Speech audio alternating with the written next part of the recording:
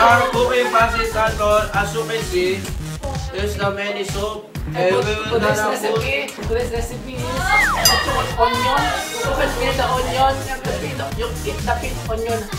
You will gonna put the pepper. And we're gonna open like Yeah. we're gonna put that over there. And we will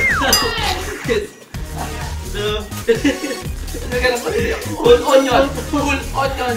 Like this. And if it's not shoot, you can show the onion. we're gonna do the onion. What's that? Oh, ngayon, we're done with the cooking the pancit canton, and now first we will gonna mix it. No. First we're gonna use this. To put the pancit canton. Go. This.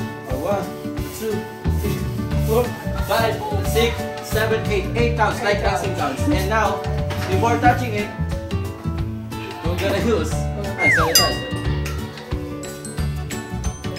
For the germs, to clean the germs and the antibacterial. And take it. And the second one, we're done with the onion. After the onion, we're gonna get some french fries. And then we're gonna mix this. And so we're gonna like that. See that? We're gonna mix that. And we're gonna put it in here. This is a mix with the vinegar and the soy sauce. And when we mix it, And we're omega. gonna just like this. Like this. Okay. Chef Malo, come please. Okay, Chef Jimo, going to please put the pancit inside there. What we're putting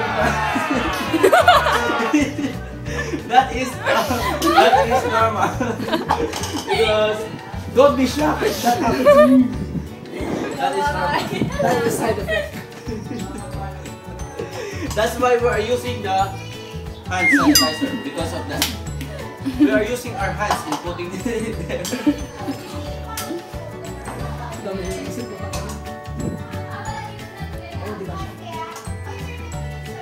And then we were gonna put this. Pakita mo sa camera yan.